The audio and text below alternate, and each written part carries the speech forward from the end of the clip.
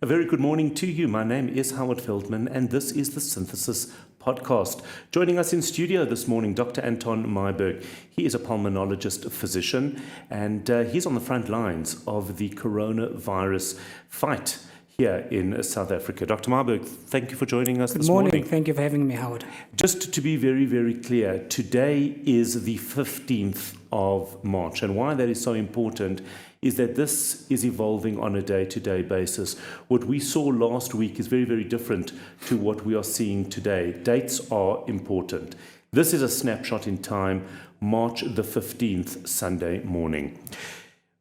I think what the best thing to do is just to fire a whole lot of questions at you. Comfortable with that? Perfect. Is that a good way to do it?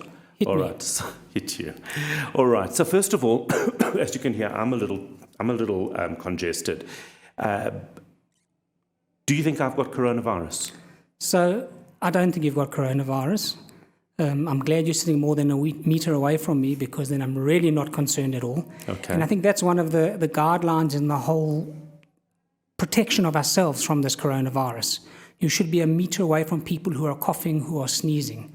Okay. We've got to differentiate between flu and coronavirus. And what exactly is coronavirus? Coronavirus is a group of respiratory infections. There are multiple types of coronaviruses. The coronavirus we're interested in now is called the Sars Coronavirus 2. If you get that Sars Coronavirus 2, then you can be infected and get COVID-19. Now, you're coughing and you've got a sniffle, but you haven't been traveling anywhere, and you haven't been in contact with anybody who has been traveling anywhere. Today, the 15th of March at 11:30, there are no local transmissions at this point in time. So we're less worried about it at this point as well. Okay, so you're certain about that? For now, yes. Okay. Things change, as you said. Right. What is the incubation period? The incubation period is from 2 to 14 days.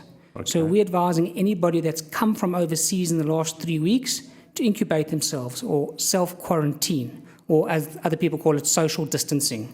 And self-quarantine means basically keeping yourself at home in an environment away from other people. So if you've got children, you've got to be responsible. You've got to lock yourself up in one side of the house or one room and use one bathroom and not share meals or bathrooms or utensils with the family. That's what quarantine is. If you do share meals or utensils, then you've got to keep your whole family in quarantine. And that's for around about 14 days? 14 days. Okay. If I walk into a lift and somebody that is positive with COVID-19 has just been, maybe they've coughed, maybe they've sneezed, am I in danger of getting it? So there's a common misconception that one sneeze and you'll get a virus. Tissue will all fall down. Yeah, and I think that song was made up in the times of the flu virus epidemics. We are now in a pandemic, we know that, and a pandemic means the whole world is involved. There are more than 153 countries that are involved in this pandemic at the moment. If you walk into a lift and someone has sneezed before you got inside there, there's no risk of you getting the virus from a transmission point of view, because it's a respiratory virus, so it spreads by droplets. Droplets are big particles. It's very different to tuberculosis, which is an aerosol spread disease. So when someone sneezes or coughs, they sneeze it out, and as long as you're a meter away, that virus is going to drop onto the floor, onto other surfaces. So when you get into the lift, you shouldn't be touching the buttons. Well, that was my next question. Can I touch the... But hold on. So unless somebody is a particularly good sneezer... And unless you're facing them and they cough or sneeze in your face, you shouldn't get it. Then you're at risk. More dangerous are the buttons on the lift. More dangerous are the buttons, because what happens is you touch the button, then without realizing, and everyone can account for this, you just touch your face. I do this all the time. Yeah. Touch your nose, touch your eyes, touch your face. Right. So should I wear gloves? No. Because gloves don't hold the transmission, because you put the gloves on, you're still going to have the virus on the glove, and you're still going to touch everything else, and you're going to touch your face again. And then when you take off the glove, the clean hand that takes off the glove is touching the other glove, and you're still going to transmit it. So how do I touch a button in the lift? So there's many ways. You can use your elbow, then you're not transmitting the virus, or you can have something like a tissue. You take a tissue, you push it, and you throw the tissue away.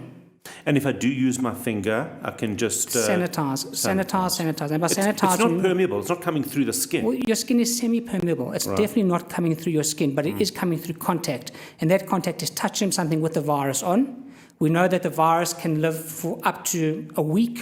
People are postulating at the moment on surfaces.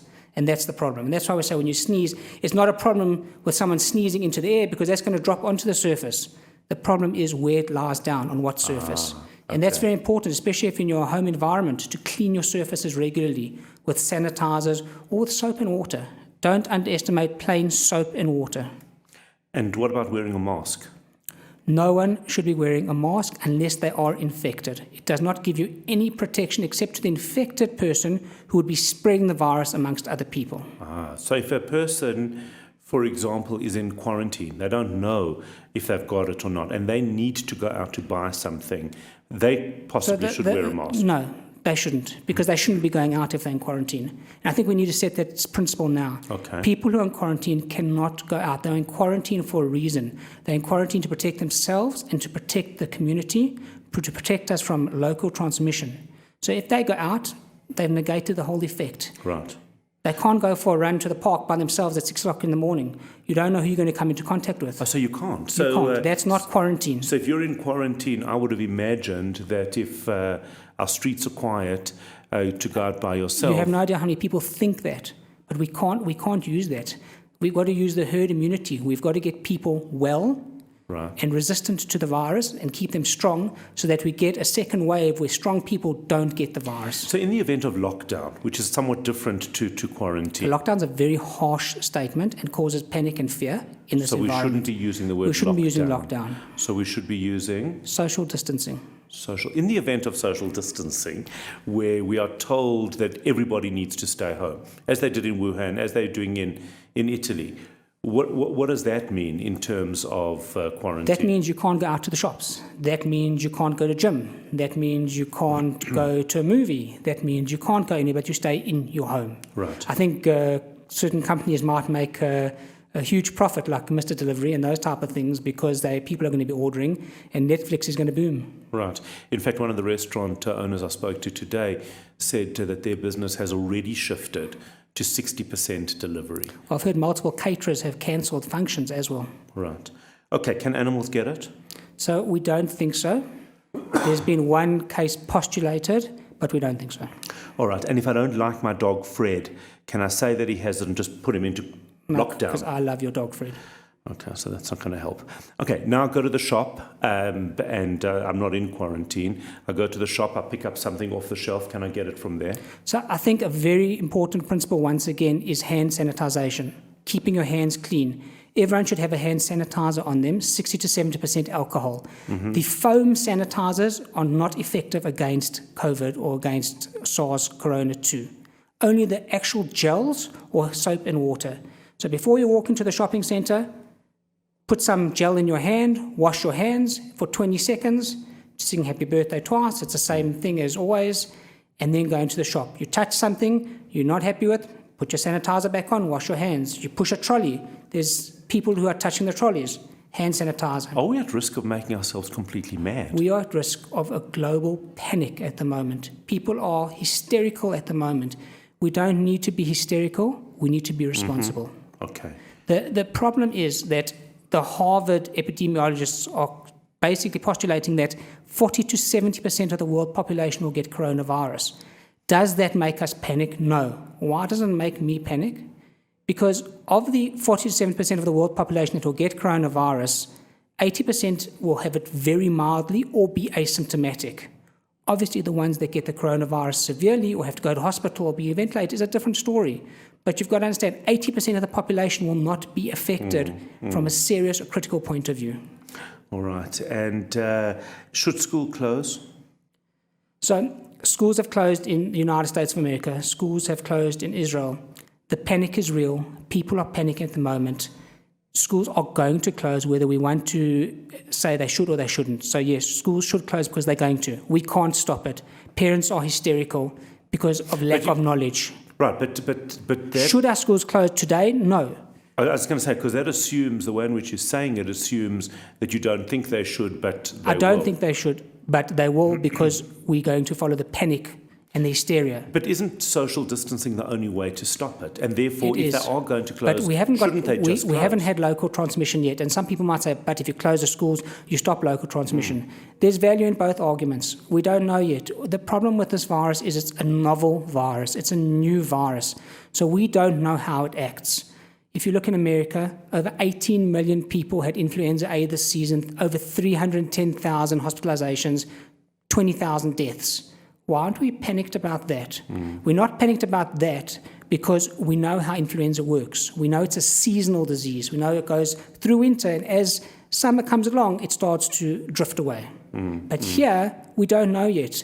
There's so many false things being spread about it. I want to ask you about that. Yes. So if I drink water every that's it. 15 minutes, because a Taiwanese doctor once sent a friend of mine a WhatsApp, and then if you use a blow dryer, hair dryer, up your nose, does that not cure the virus? Unfortunately not. You're not going to cure the virus with warm water. And the problem with warmth is everyone says, oh, but in the warmer temperatures, it's going to get rid of the virus. Ladies and gentlemen, we are in South Africa at the moment in a bit of a heat wave at the moment. It's 25 degrees at the moment. We've got 38 cases of coronavirus. None of them have been with people in igloos or people sitting under the air conditioner. It is not following the normal rules, and that's why people are nervous. Should I go to movies? Today, yes, but later, we don't know.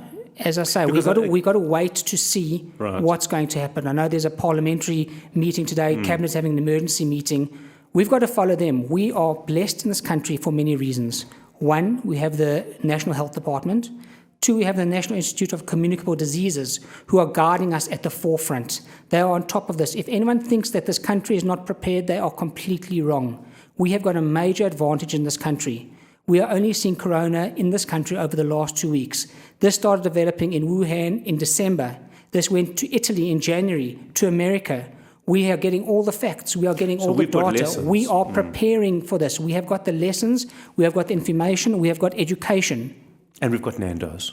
And we've got Nando's by delivery for now. For now. All right. So and that's a question that I was asked today is, should we go to restaurants? Yes.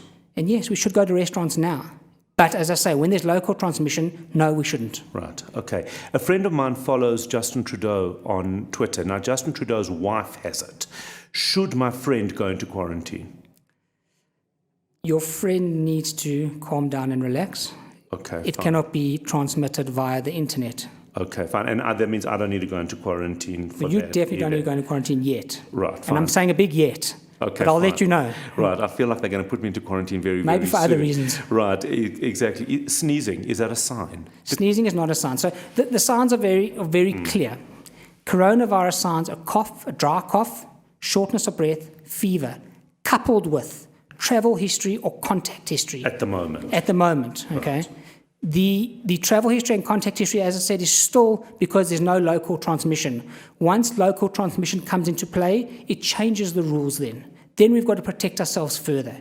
Then we've got to worry about these things. So right now we're at almost stage one. I mean, it's my own definition of it. The minute there's local transmission, it changes actually the ball everything game. changes. Everything changes when there's local transmission Okay. because we have to be far more careful. Not that we don't have to be careful now. We have to be very careful now. And we've got to be responsible and not panicked. And my worry is people are going to panic their children. You close the schools, what are the children thinking? We've got to keep our children active. We've got to keep them doing things at home. We've got to allow them to watch TV. We've got to allow them to follow up at their schools. All the schools are going to start instituting Google Classroom, Zoom, a whole host of different programs to teach their children. The schools are on top of it. They are working with different organizations in order to get things going further. All right. So sneezing is not a sign. Okay, so we've spoken about what quarantine actually means, and I appreciate that because I think it's very, very very confusing, and we've already discussed that.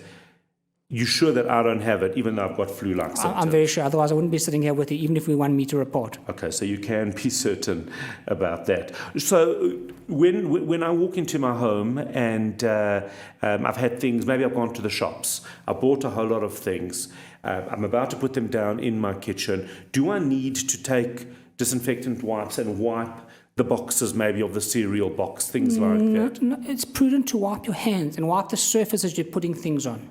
That's prudent. But we don't need to wipe every plastic surfaces item. of items. You can't wipe the fruit and you can't wipe your food.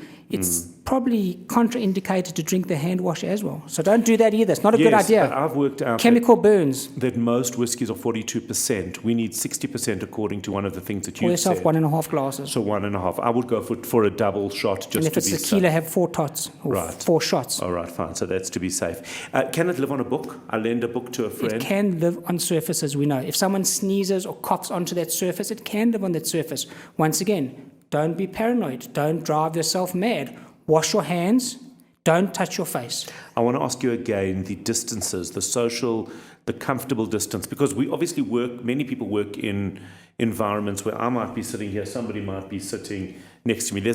And whilst that office is open, there's nothing you can do.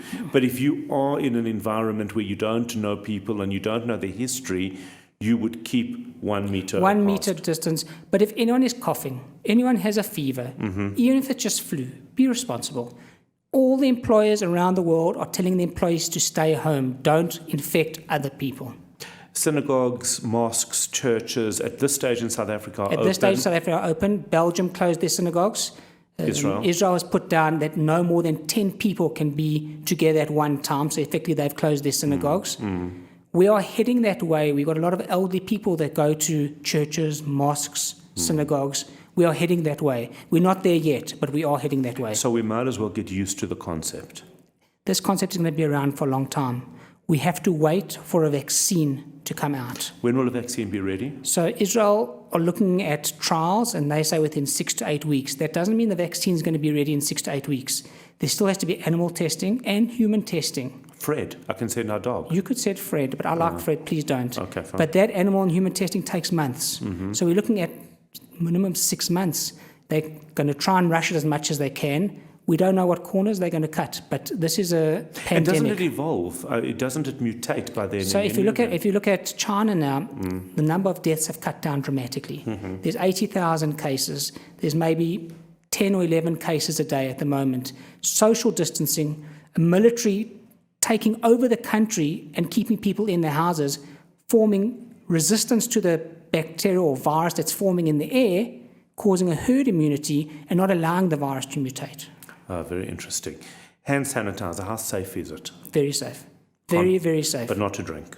Well, don't drink it because you might feel a bit sick. And some of the flavors aren't great because I've tried. How often should we be wiping down our computer surfaces? Every hour. Every hour? Every hour. If you're using your computer all the time. Yes. I'm saying in an office environment. Yes. Every hour. Wow. And you can just get those... Just get one of those tissue papers that are got sanitizer on them and use one of them. Okay, that's... what about going to gym equipment? So I'll say the interesting I'm question. panicked about that. I had an interesting question is can it be passed through sweat? Yes, that's one of my next questions. Don't steal all my questions. I'm coming to that. Well, you've led me into this with a question. Equipment. Okay, so equipment, and that's why I said sweat is very important. Everyone at a gym sweats. You do not pass the virus through sweat. The virus is passed as a respiratory virus through sneezing or coughing and droplets. So when people cough onto the machine or sneeze onto the machine. So your sweat's not going to transfer the virus out of your body, but you have to wipe down the machines. You've got to take sanitizer with you. You've got to wipe every machine as if you don't wipe your hands. It's going to make gym very much more difficult to go to. But it's not impossible to do. What about drinking from the water fountain? I wouldn't drink from the water fountains. You can't sanitize those. You can't put hand sanitizer on the water fountain where people are putting their mouths, and I wouldn't use those. And people touch that in order to, and they're even pressing if you buttons. use your elbow, you can't. So rather don't. Bring your own water. Right. They've just cancelled the 2 Oceans Marathon now. Things are happening. Right. There's a lot of talk about this heat business. You kind of alluded to it before. It's nonsense. It makes no sense. We've got multiple cases in the Southern Hemisphere, even Australia, more than 250 cases. Why do some people die from this? So the people that are dying are the elderly people we're finding over the age of 65, 70 with comorbidities. Comorbidities can be diabetes, severe hypertension, which is high blood pressure, or someone with a respiratory disease like emphysema or asthma.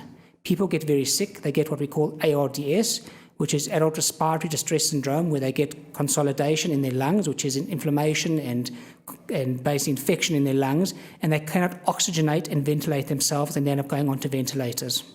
It's a severe, severe pneumonia that we do not have treatment for.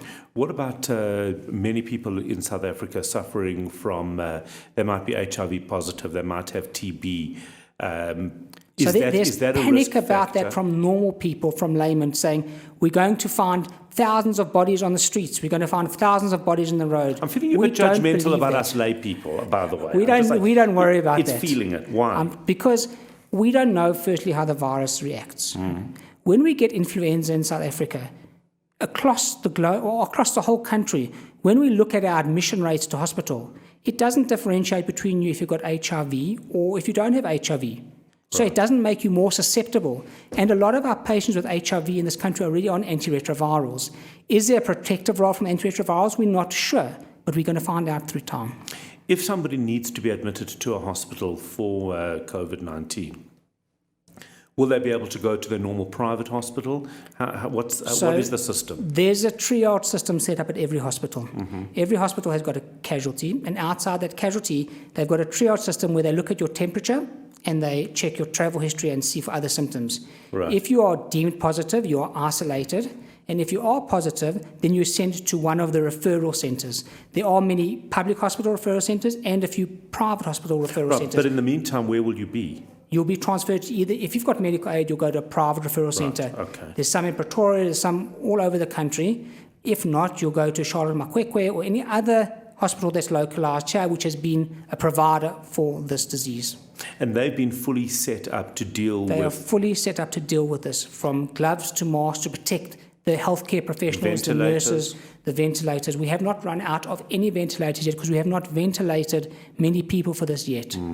Part of the concern that we've been hearing is in Italy that they're running out of ventilators, that they're triaging and not even treating elderly people. It's a very, very frightening. It's a very frightening thing. But once again, we are steps ahead of Italy from the fact that we know what's coming. The Italians didn't know what was coming. It caught them completely by surprise. The Italians thought they were dealing with a flu epidemic and not with SARS-CoV-2. So what do we say to people? Because I'm hearing this all the time. What are you worrying about? This is flu. People are worrying about it because it's real and we don't know. It's novel. So there's a lot of things we don't know. We're trying to tell people, if you social distance when necessary, if you wash your hands and sanitize, if you don't touch your face and don't touch your mouth and be responsible and don't spread the virus, there's a better chance of you getting an asymptomatic or a non-contagious infection that won't affect other people.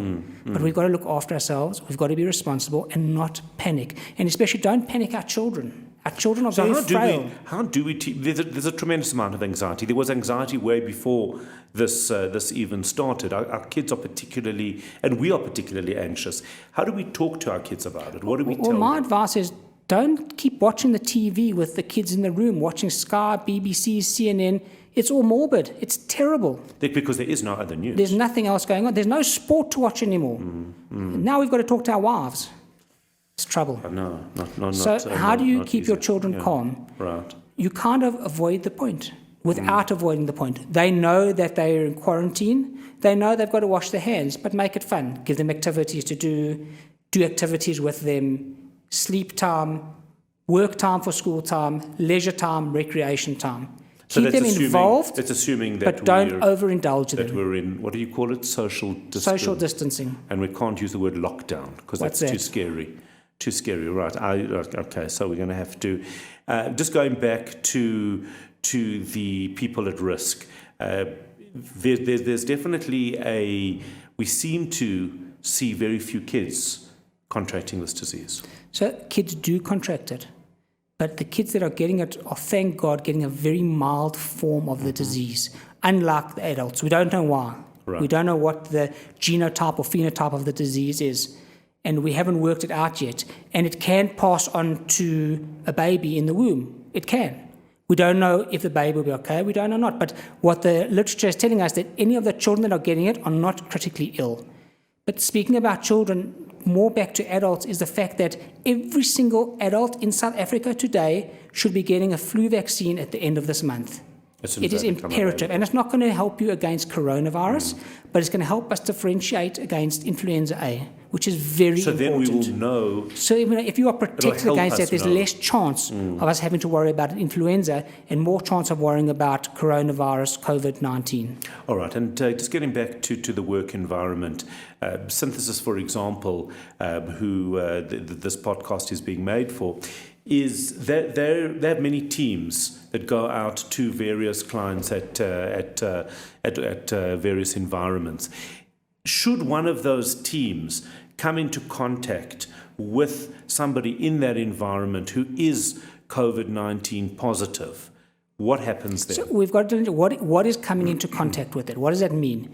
If I'm standing here and you over there, we haven't touched, we haven't. So let's go through the different things. Yeah. They're in the same building. Nothing to worry Not about. a problem. It's Right. not, but we do know that every single person in the Synthesis team is washing their hands using sanitizer. We have to assume that. That's an assumption Okay. that's across the board. So they in the same building, we're not worried. Not worried. Working on the same floor. We're still not worried as long as there's more than a meter between them. And social interaction is me speaking to you across the room is not a worry. If you are sitting next to me and you're using my computer and you're touching me, then So there has to be some form of interaction. As It I might, said, we obviously it might be that you get into the lift and by mistake Right, well, that's what I it say. can We happen. do know that you can touch a surface that could have it on, but we're trying to get rid of those problems by saying hand sanitize, wash your hands. And don't shake hands. Don't shake hands at all. The social norms have changed.